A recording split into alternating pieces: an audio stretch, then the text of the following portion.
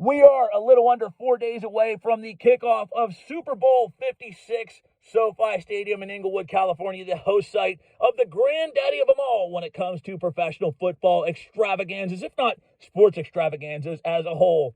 In today's video, what I'm going to do is first and foremost give you some useless, trivial knowledge that you can take to the bank if you're ever on Jeopardy and these questions get brought up. Also, we'll give you some tales of the tape and some crucial matchups to watch out for, as well as give my prediction as to who I see hoisting the Lombardi at the end of the night in LACA. First and foremost, believe this or not, the Bengals will be the official home team in the game, which is bizarre because the Rams play in SoFi Stadium. So the game's played in LA.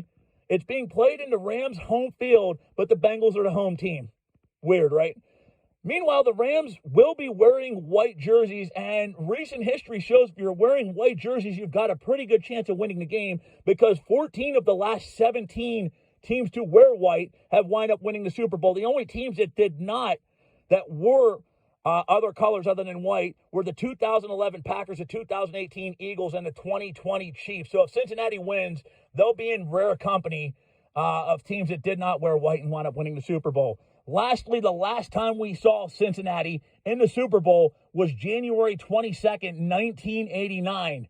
Now, for some historical background in that, Rain Man, the hit movie, which, by the way, was based out of Cincinnati, was in week number 3 atop the box office. Two Hearts by Phil Collins was number 1 in the music charts, and it was day number 2 of George H.W. Bush's presidential administration after he succeeded Ronald Reagan after Reagan did his 8 years and was done with the presidency. So it's been a hell of a long time since we saw the Bengals in the Super Bowl. By the way, Boomer Esiason and Chris Collinsworth were on that Bengals team. Collinsworth will be doing some commentary for the game, and Boomer, I believe, will be doing some halftime show stuff. So, yeah, my God, we're old. It's been a hell of a long time. Jesus. Anyway, without any further ado, let's go ahead and get into the breakdown. Some matchups to watch. The biggest one here, the Rams pass rush versus that Bengals offensive line. Now, some points to note here. The Rams had 50 sacks on the season, which was the third most in the NFL. They also were second in terms of most quarterback hurries. They'll be facing a porous Bengals O-line that finished 31st in pass block win rate. The Rams, by the way, were first in terms of most pass rush win rate. No quarterback this year was sacked more than Joe Burrow, and he gets to face a dominating, as I said, Rams pass rush. And he gets to face Aaron Donald, who led the league in individual pass rush win rate. He had a 26% win rate, and that's 5% more than the closest person to him. So needless to say, Donald is going to feast on that line, and I have a feeling that the entire Rams pass rush is going to have a field day and make things difficult for him. And I know people say, well, he's faced very good pass rushers before. He's faced very good defenses before. You're not kidding, and that's not a lie. And I'm not saying Burrow's going to fold, but this Rams defense in terms of pass rush is a completely different animal. Now, if the Rams do have one advantage here coming into it, it may come against the Rams secondary. Jalen Ramsey will certainly have that matchup against Jamar Chase, which will be an interesting one to watch. However, the Rams will face some potential nightmare matchups as they're going to be putting 5'9" Darius Williams against T. Higgins, who is 6'4". And then this is a matchup I think that the Bengals will really feast on. Tyler Boyd is likely going to get David Long, who opposing quarterbacks have notched a 92.7 quarterback rating when throwing against him. So the Bengals could have a big advantage there against that Rams secondary. Outside of Ramsey and Chase. And believe me, Chase is not going to be locked down. I know Ramsey will, put some clamps on him, but as Chris Berman once said, you can't stop him. You can only hope to contain him when it comes to Jamar Chase. Another one here to watch out for, another matchup, would be the Rams offense versus Cincinnati's defense. Now, I know Cincinnati won a couple of weeks ago in Arrowhead based off a strong second-half defensive strategy by Lou Aramiro, who's the defensive coordinator. I think I pronounced his name right. But their defensive coordinator put together a strategy that was really heavy into pass rush, which really rattled Patrick Mahomes. Problem is, that's not going to fly on Matthew Stafford, who has a quarterback rating of over 130 when he's blitzed and has a 74% completion percentage when, again, he's facing pressure from the pass rush. Point blank, you're talking about a guy who is ice water under pressure. He does not fold. Yet the problem is, the Bengals got to put some pressure on him because you can't allow him to sit there and throw without pressure. He'll carve you apart. Another question I want to throw out there, how much can Mike Hilton possibly contain possible 2021 MVP Cooper Kupp. That's going to be a matchup to watch. I mean, Kupp's another one. You can't stop him. You only can hope to contain him. It's a guarantee he's going to put up 100 yards in the game. The thing is, can you limit him to, 100 or between 120 and 100 and 120 yards and a touchdown or two? That could be a big thing of how far Cincinnati goes.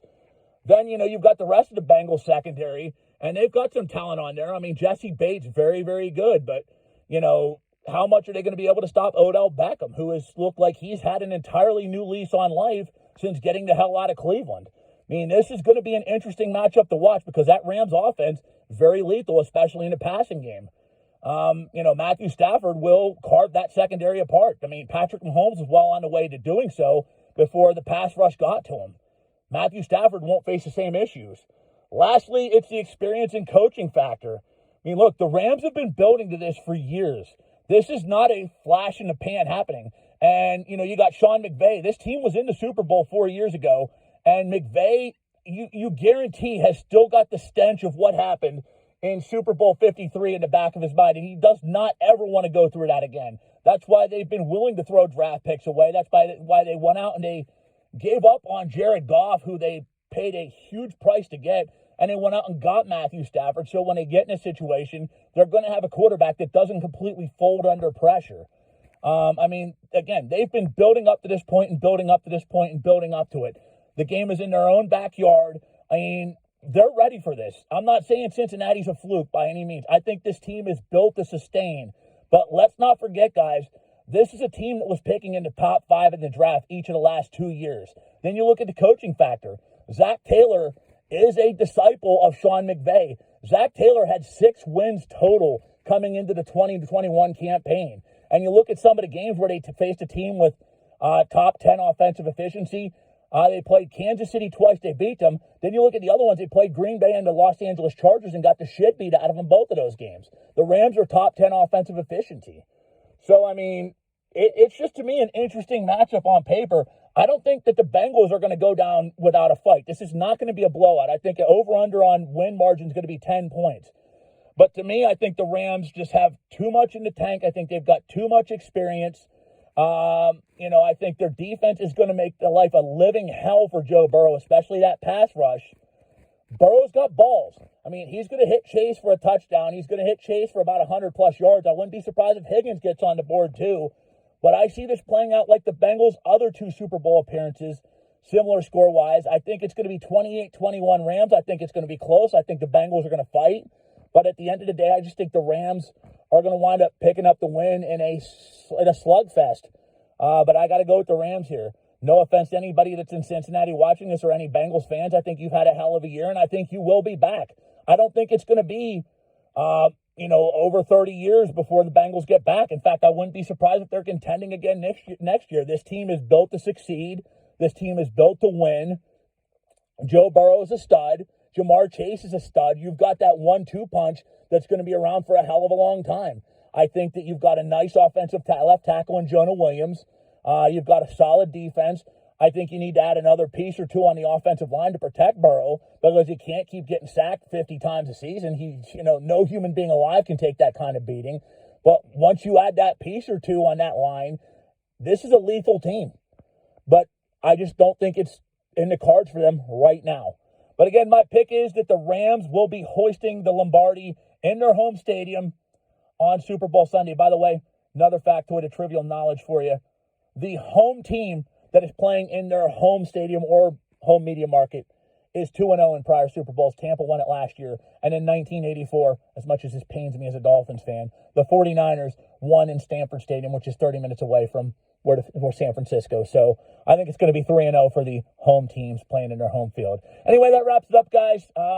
Thank you for tuning in. Please subscribe to my channel. I'm always putting video content up here. I know that's crude. You get a black screen. One of these days, I'm going to try to monetize this and actually make it better. But until next time, my name is JP. I'm the Source on Sports, and I thank you for tuning in. Talk soon.